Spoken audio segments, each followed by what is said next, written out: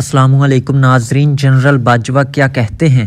Senior anchor person اور تجزیہ کار انصار عباسی لکھتے ہیں کہ وزیر اعظم شہباز شریف کے معاون خصوصی ملک احمد خان نے جو تازہ الزام عائد کیا ہے اس پر تحقیقات ہونی چاہیے۔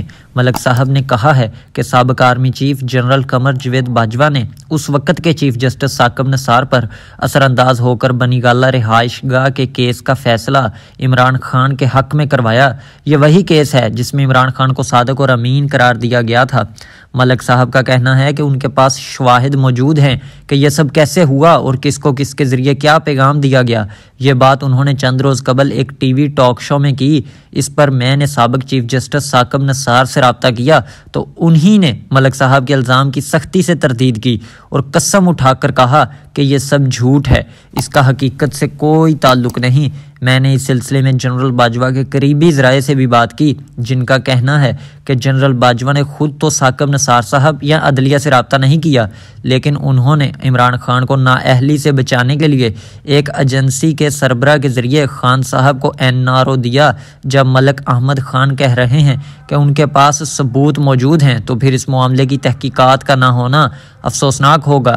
سچ جو بھی ہے وہ سامنے آنا چاہیے۔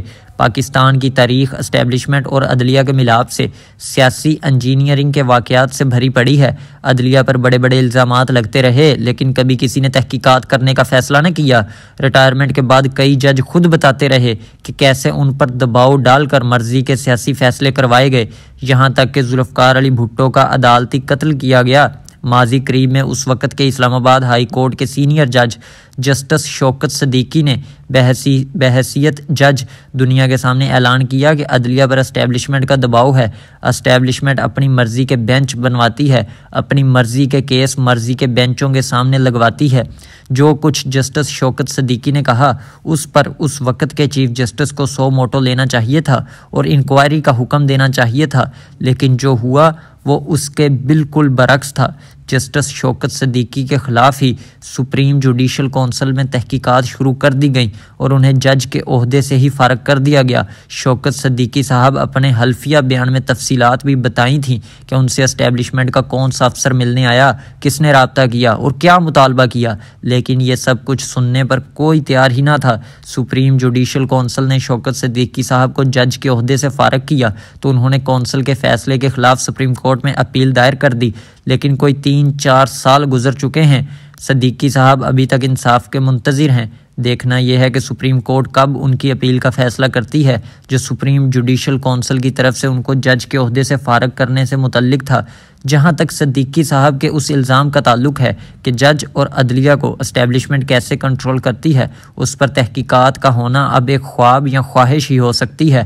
ہمارے حالات بہت خراب ہیں، جس طرف دیکھیں مایوسی ہی مایوسی ہے، اداروں کا برا حال ہے۔ حکومت کسی کی بھی ہو، معاملات نہ سدھرتے ہیں نہ انہیں سدھارنے کی کوشش ہی کی جاتی ہے۔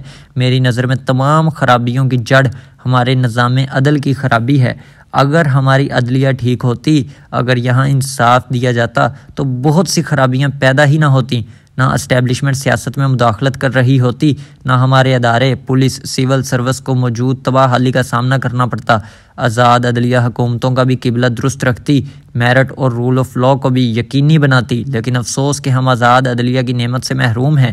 آپ اندازہ اس بات سے لگا سکتے ہیں کہ جج ارشد ملک جس نے نواز شریف کو نااہل قرار دیا تھا، اس کی بعد میں ایک آڈیو ریلیز ہوتی ہے جس میں وہ خود یہ اعتراف کرتے ہیں کہ اسٹیبلشمنٹ کا ان پر دباؤ تھا، لیکن اس آڈیو کے ریلیز ہونے اور فورینزک ٹیسٹ ہونے کے بعد بھی ابھی تک اس فیصلہ وہیں کا وہیں اٹل ہے۔ نہ تو نواز شریف صاحب کی نااہلی ختم ہوئی اور نہ جج ارشد ملک کی اس آڈیو کا کچھ بنا۔ پاکستان کی عدالتوں کو چاہیے کہ پاکستان کو انصاف فراہم کریں، اور انصاف فراہم کرنے کے بعد ہی ہر ادارہ اپنی ڈومین میں رہ سکتا ہے اور وزیر اعظم کھل کر کام کر سکتے ہیں، لیکن افسوس کہ ہمارے یہاں پر ہر ادارہ مفلوج ہے